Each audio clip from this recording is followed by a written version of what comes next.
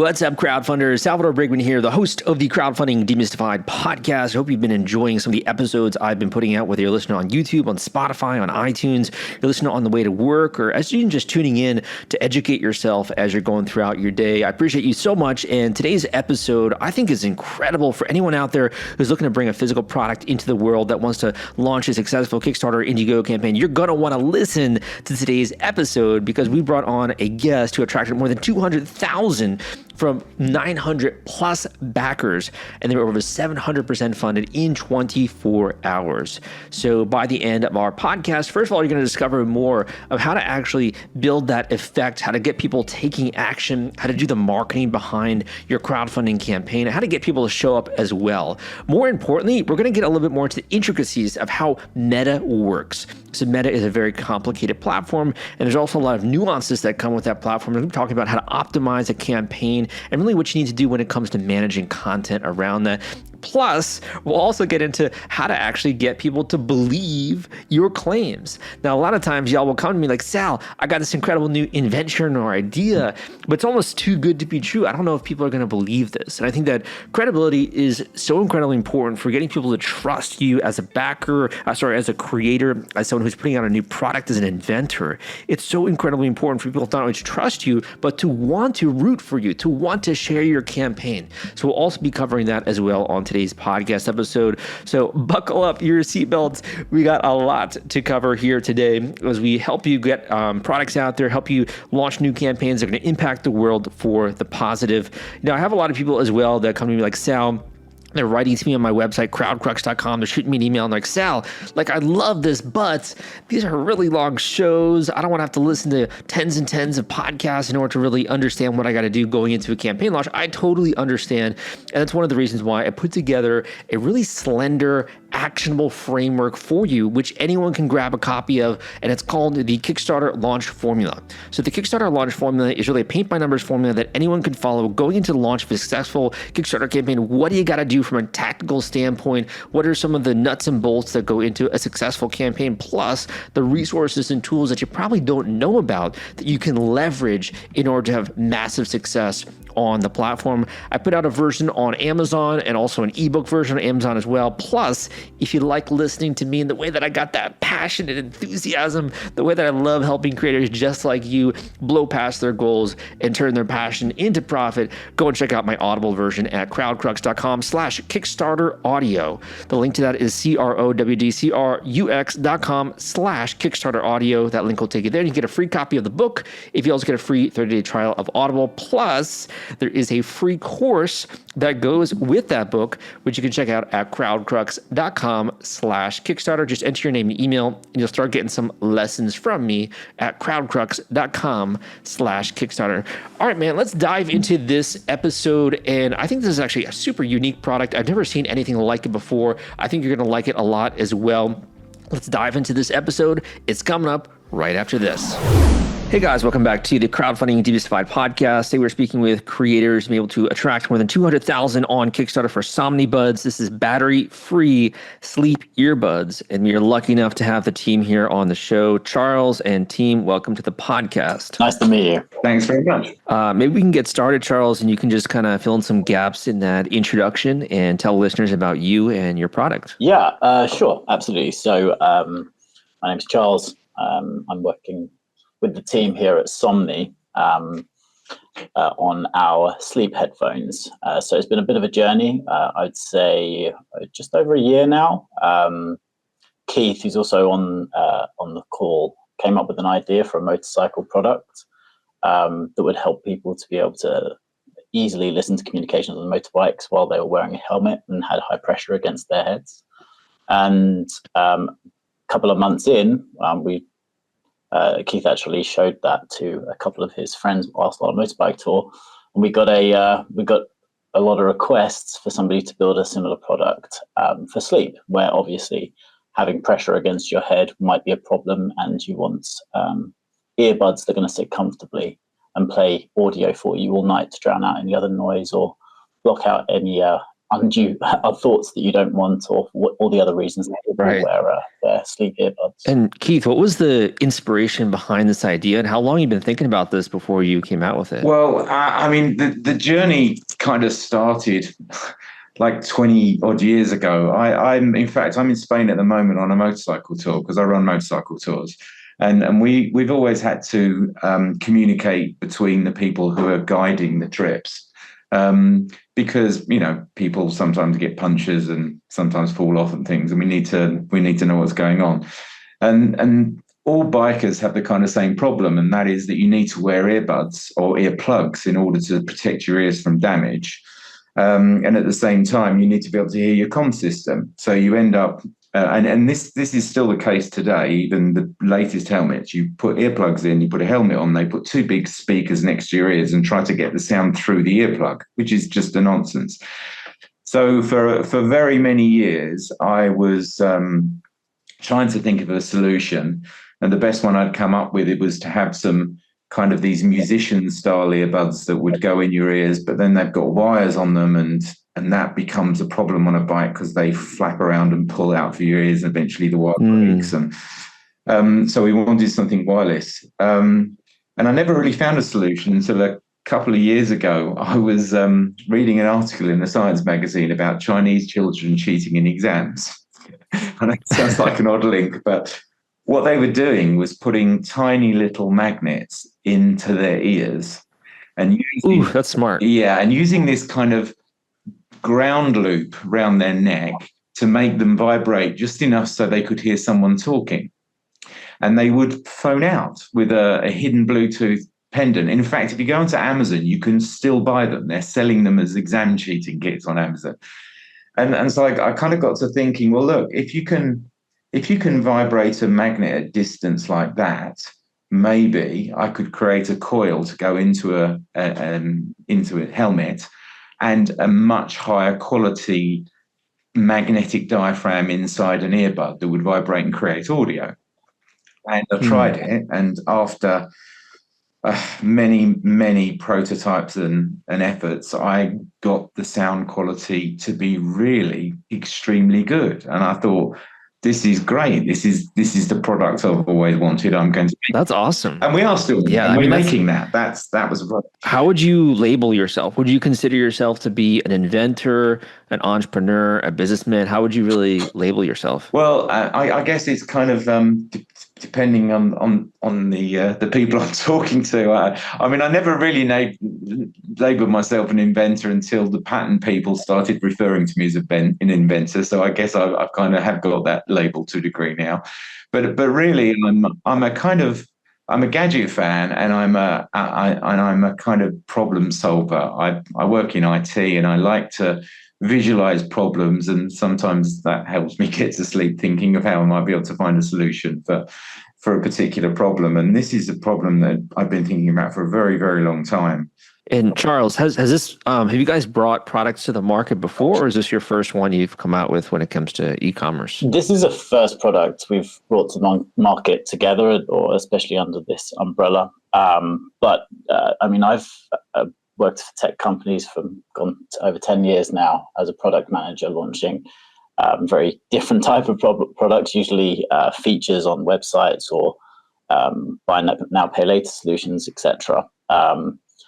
More software. Yeah, so mostly software or a service, or online services.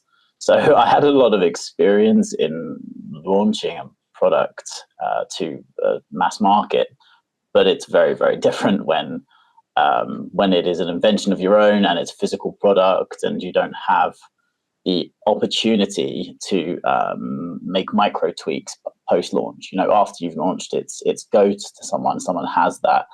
Don't really have the opportunity to kind of fix little things that you didn't think of before.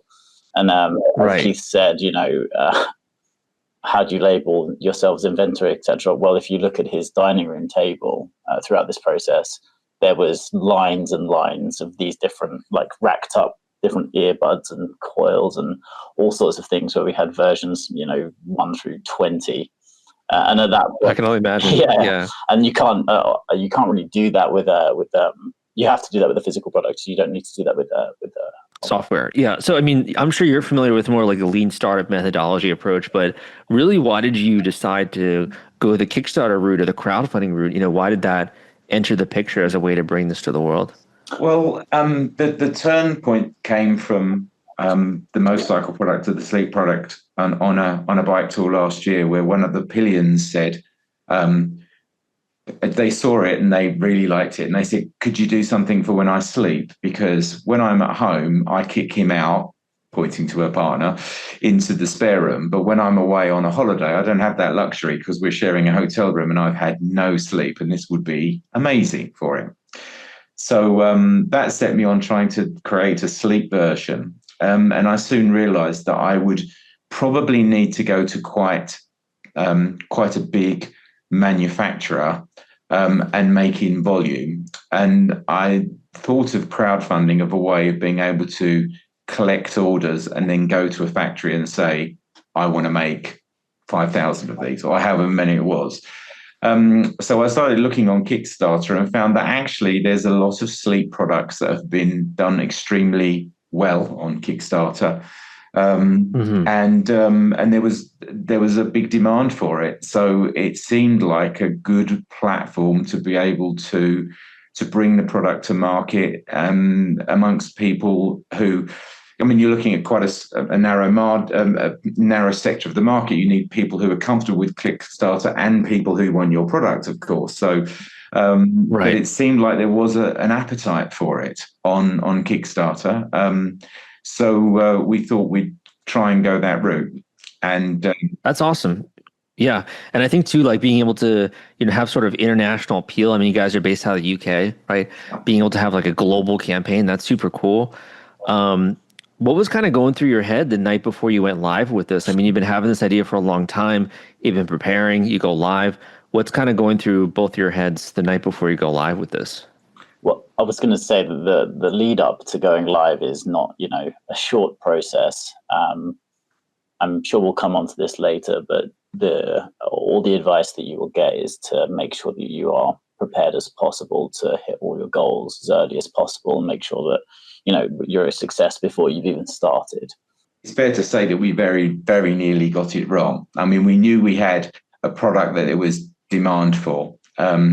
There's lots of people who struggle with sleeping. We've done lots of testing, and the people that tested it absolutely loved it, wouldn't give the prototypes back. That was great.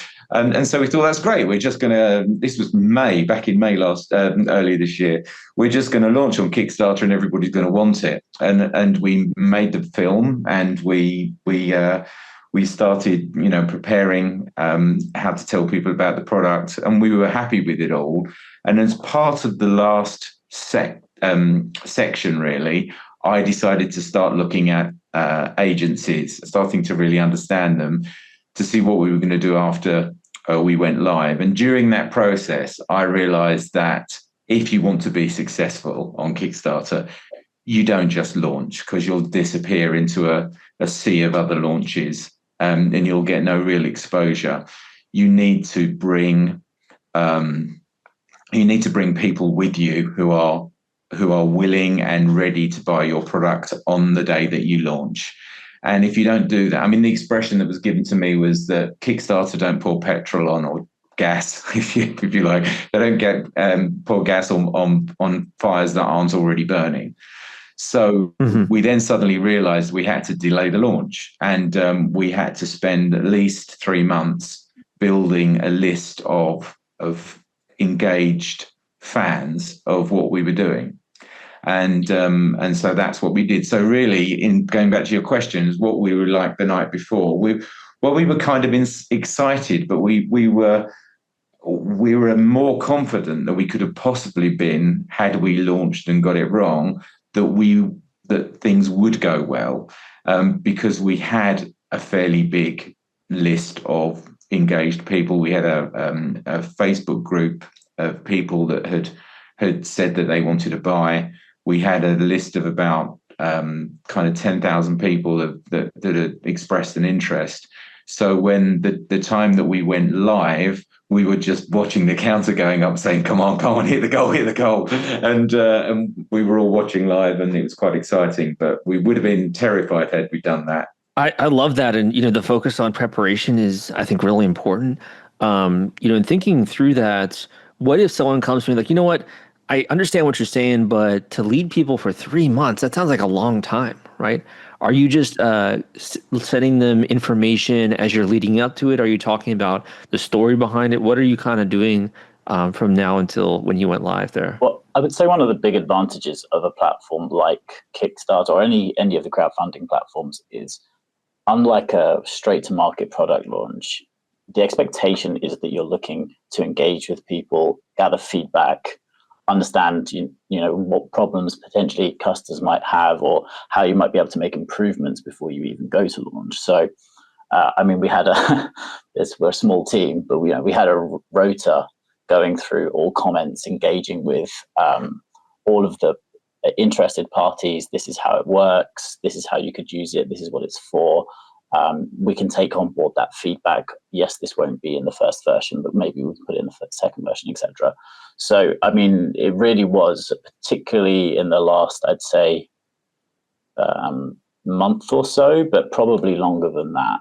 It was really was a case of you get an opportunity to engage with a lot of people. Our first sets of prototypes were friends and family, a significant number of them, and not necessarily like very close people, but it was a bit eye-opening being able to go to people who potentially would buy the product and get direct feedback from them. And they're genuinely interested in how it goes, and much more so than something that's a direct to market product. It almost is kind of like a radically different approach, because you're building the product, it sounds like, with those people, right? And they're kind of giving you feedback. You're much more transparent about that process and telling the story, it sounds. Yes, I would say that's definitely true. There are limitations with that. There's a lot of technical details in there, and it's not really an opportunity to give step-by-step instructions on something to every single person who has a question. But if the easiest way I can describe it is, our FAQs from the start of the process to the end of the process were wildly different, because we get the same questions over and over again that we hadn't thought of, or that we hadn't had feedback from our 20, 30 prototypers. They hadn't thought of. When you're going out to such a much wider audience, then you get much greater consideration and a much better opportunity. If you're worried about the fulfillment and shipping part of your Kickstarter campaign when it comes to getting out all those perks and rewards to your backers, rest assured, I've put together a complete Kickstarter fulfillment and shipping checklist for you, and it's free. This is sponsored by the folks at Fulfillrite, and they thought that you should have this checklist as part of your arsenal going into a crowdfunding campaign. If you want to get instant access to this checklist, and it's free, you can go to fulfillrite.com/checklist. Again, that is fulfillrite.com/checklist, fulfillrite.com/checklist. Just go to that link and you can download it immediately. So you have your marketing funnel, you're building up interest, right, in terms of that, and then you're putting out your ads, you're copying the creative, and kind of seeing how that resonates, it sounds like. Yeah, exactly. And some of the things I learned, like I came up with an idea for an ad that was a kind of curiosity ad, because one of the things that we found we got a lot of questions on was people not really understanding how they could possibly work without batteries. How can you have a Bluetooth earbuds that work with batteries and they'll play all night? So that was a big thing. So I did an advert that said, these aren't Bluetooth earbuds, but they will play Bluetooth audio all night long. And it did very well to start with, and then it attracted a lot of negative comments because I left out the crucial word sleep earbuds. So people thought that they could put in these Bluetooth earbuds and never run out and walk around like you could with AirPods or something, and that they only work in bed because they need the rest of the system to make them play. And so that went really well. We got lots of engagement. Then all of a sudden we got lots of negative engagement, and it didn't do well. And I had to redo the advert. Just missing out that one little word, sleep, made a huge difference. So Right. So optimization sounds to be very important in terms of like the details, attention to the details, the words you're using, right? The right absolutely. framing. Yeah, I mean, so Right. because you know the product and you know how it works, it's very easy to assume that everybody else knows how it works. And you need to make sure that you keep putting yourself back in the position of someone who might be interested in it and saying, how can I get the information to them, clearly and, in a way where they're not going to be misled in any way so that you get them on your side. Well said. Well said. And, kind of in going through this process, you're getting funding and you're seeing the results of your labor. For you guys as a team, what's been the most rewarding part of this experience so far? Is it the funding? Is it the people backing it? Is it the comments? What do you feel like the most rewarding piece has been? I mean, for me, it's definitely the engagement with people who actually have the product. At the moment, that's much more limited. I'm not actually sure if that's so much related to the Kickstarter because we haven't got them out yet. But when we've had other people using prototypes and saying, you can't have these back, these are mine now, that's obviously pretty rewarding knowing you've got something that is going to I mean, of course I would, but I do genuinely use them every night. I have a friend with a small child who uses them every night as well. That's, I'd say, probably the most rewarding part when you know you've got something that works. But for me, my children have been my biggest critic. As you can imagine, they like nothing more than to shoot me down if they possibly can. And over the years, and it was, Charles, my son, he's got a flat in London, and in the summer, obviously, likes to have the windows open, and was sleeping with at one of these headbands that's got speakers in them. And then when I showed him what I've made, he went, I just want to be involved with this. It's the first time I actually got some real credibility. So that was very satisfying. And because we've had such good reactions from people who tried the prototype, I guess the most exciting part for me is not come yet. What I'm really looking forward is to people getting them. I really want to see the reaction, because it's kind of, it's unusual in a space like this where something comes along that actually works differently. Most things are a new flavor of something that's already out there. Whereas for these, you put the earbuds in, they don't work at all. You lay down in the bed and suddenly they spring to life and they just keep playing for as long as you're laying in there. It's a really different, it's a different feeling. You know straight away that you're using something that you've never seen before, and that's the bit that I'm waiting for. I want them to go out to not the press, not friends and family, but people who've actually got a finished product and they can start giving us feedback. That's going to be. In looking at this, I mean, you guys are such a cool, polished campaign and like some really beautiful gifs and videos, right?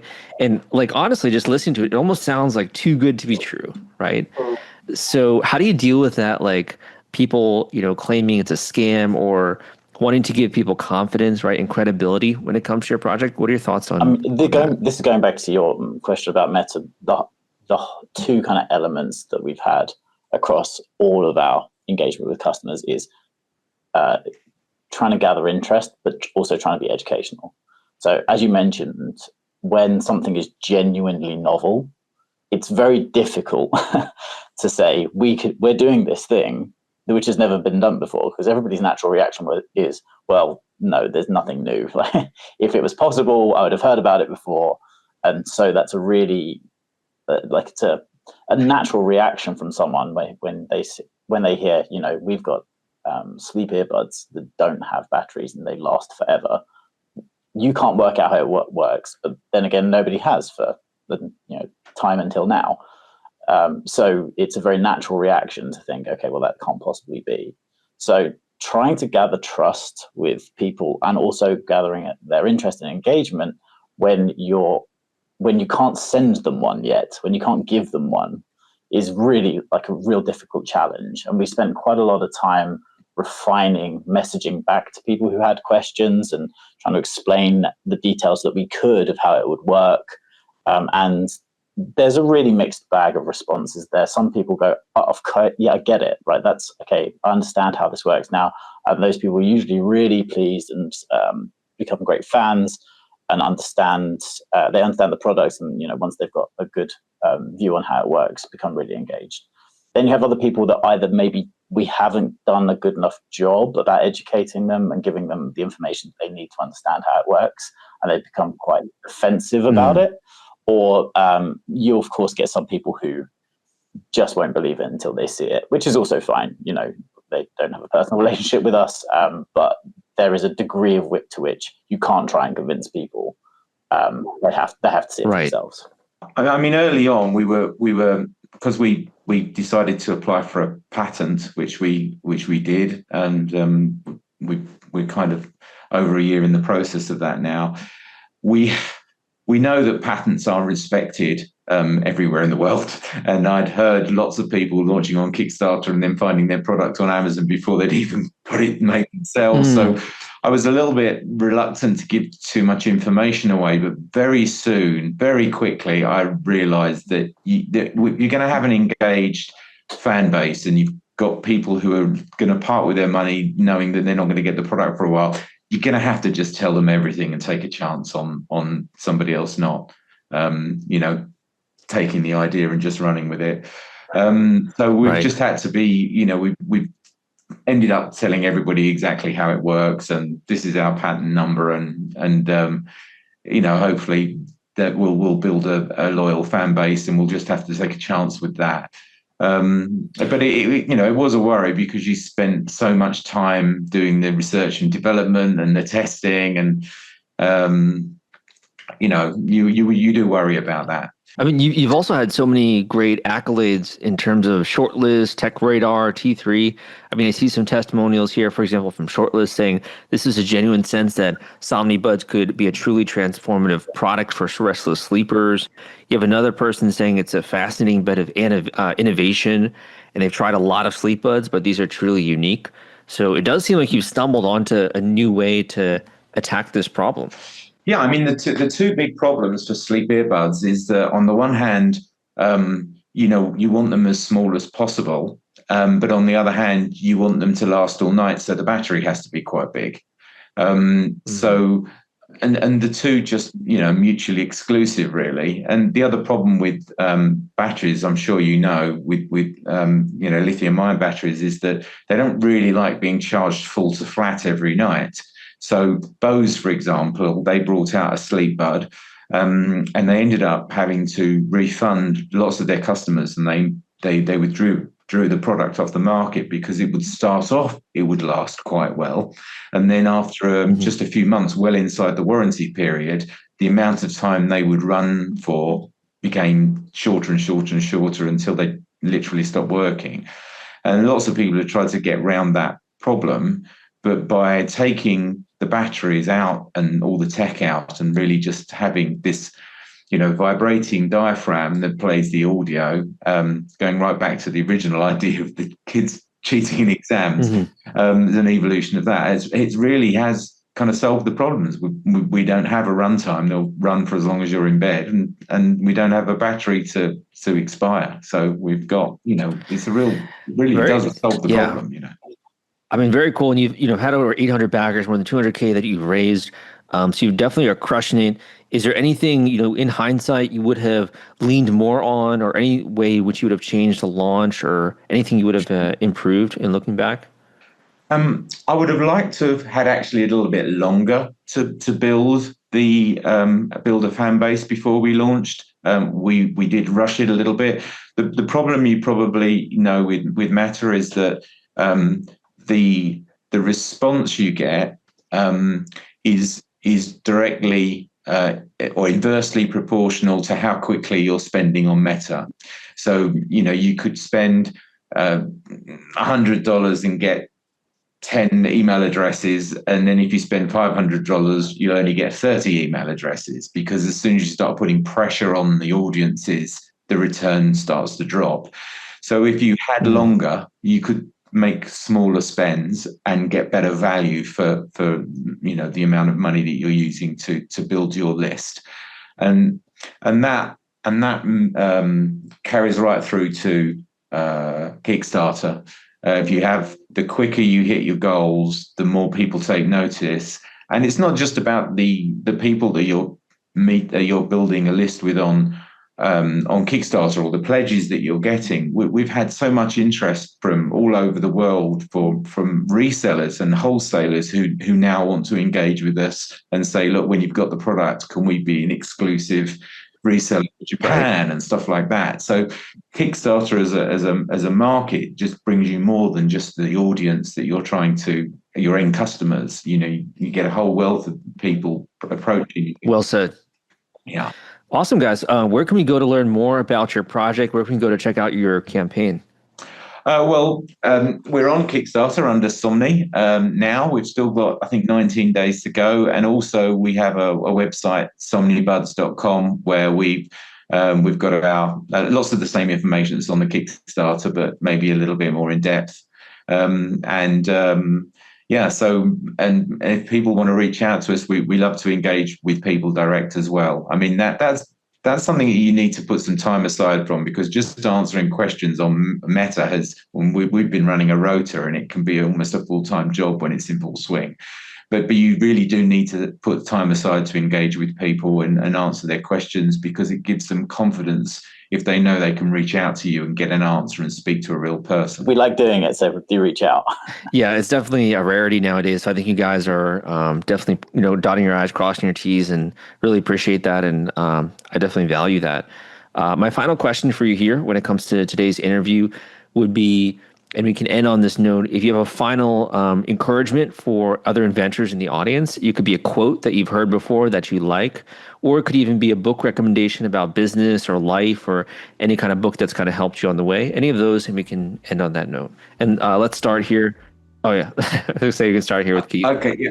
I'm going to give you my favorite quote, because I think it's just so true. And it's actually from Barack Obama.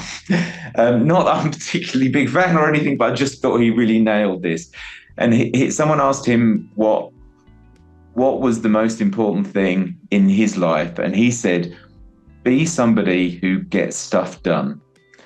And I think in all walks of my life, and I'm kind of heading towards retirement now, the most frustrating thing is that you ask somebody to do something, and generally speaking, you have to ask them several times. And I've often said to my friends that if everybody did what you asked them to do the first time you asked them, you probably only have to work half a day a week, because most of the time is chasing people up. And if you're somebody who gets stuff done, then people give you more stuff to do, and they think, oh, why don't we get that person to do it? So if you've got an idea, or even if you're working with a team of people who've got ideas, be the person that gets the stuff done, and everything else works out for you. I love that. That's a great message. Do you have either a word of encouragement for inventors in the audience, Charles? It could be a book recommendation or a final quote. Yeah, mine's in very much the same vein. I would just say, just start. The hardest thing to do is to get started. It becomes more interesting once you've started and you start engaging with people. So I think that's probably the first step. The hardest is probably the quote. Awesome. Guys, thank you so much for coming on the podcast. Really appreciate you being candid and transparent and all of your time, and good luck with your remaining 18 days here on Kickstarter. Thanks so much. Yeah, thanks so much. Thank you for listening to this episode of the Crowdfunding Demystified Podcast. My name is Salvador Briggman, and if you struggle at all with sleeping, definitely check out today's product and today's guest campaign. I think it's really interesting, and also I think a great way to just not only invest in yourself, but also when it comes to your performance. Like, sleep is so incredibly important, and I really value that in my own life. And I think we don't talk about that enough. It's really just investing in yourself and putting yourself in a position to succeed. And what that kind of means, number one is allowing yourself to get access to the right information, to surround yourself with the right people, and to have the right mindsets as you're going through a new process. All too often, I'll meet someone who maybe tries out a new sport, like they try out skiing or they try out playing tennis or even golf. And the first maybe week that they try out that sport, oh man, It's not very fun. You're making all the mistakes. You got bad habits, right? You don't even really know what you're doing half the time. And you might be even falling down if you're doing something like skiing. But if you're willing to kind of stick with it and listen to the pros and learn a little bit about strategy and methodology and really just be willing to practice, all of a sudden you've developed a whole new sport that you can enjoy into your twilight years, whether that is tennis or golf or even, skiing and snowboarding. How fun that is. You unlock a whole new perspective on life. And I think that's very true as well when it comes to crowdfunding, which is the fact that you're really only as good as the sum of the tools you have access to, the information that you understand, and the people that are on your team. And very early on, when I started my show back in 2015, I've been in the industry since 2012 when it comes to crowdfunding. One of the things I always wanted to do is to continue to make myself available to those people in the audience who do want to take their campaign to the next level, who want to crush their goal, but also to do this from more of a scientific, step-by-step approach, who really want to build a strong foundation going into their campaign. And they don't just want to, excuse my terminology here, but like half-ass it, right? Who don't just want to kind of, bumble something and put something together and hope that it works, but really are willing to invest the time and energy and even a little bit of funds into getting that sucker off the ground because they know it can change your life. One successful campaign can build a brand from scratch. It can get a whole new product out there into the world, whether you're doing a physical product, a gadget, gizmo, it could be even a tabletop game, a new book that you're writing, creative work, maybe you're trying to raise money for a film. It can literally change your life and allow you to gain access to a whole new crowd that's enthusiastic about becoming your patron, about becoming your backer when it comes to your work. So if you really want to take that to the next level, I do have an option where you can book an individual one-on-one coaching call with me. We use that call not only to dot your I's and cross your T's going into your campaign, whether you're in the early stages or going live even in a couple of weeks from now, but we also introduce you to new tools you probably don't know about. We introduce you to new methodologies and really go through the entire nuts and bolts of the inner workings behind your campaign to make sure you're successful when you go live with that sucker. If you want to go and check out my individual one-on-one coaching call option, go down below and click the link crowdcrux.com/coaching. That link is crowdcrux.com/coaching. Go down below, click that link, book your immediate one-on-one coaching call today, and you can let me know a little bit about you, what you're working on, your passion, your background. Would love to hear about that backstory at that link, crowdcrux.com/coaching. I hope you enjoyed today's podcast. Regardless, go and check out some of the other ones in our archives. We got over 500 plus episodes that I've been religiously producing for y'all, so you can go out there armed with the right information in order to raise funds from the crowd. So I hope you enjoyed. My name is Salvador Briggman, and I'll see you next time.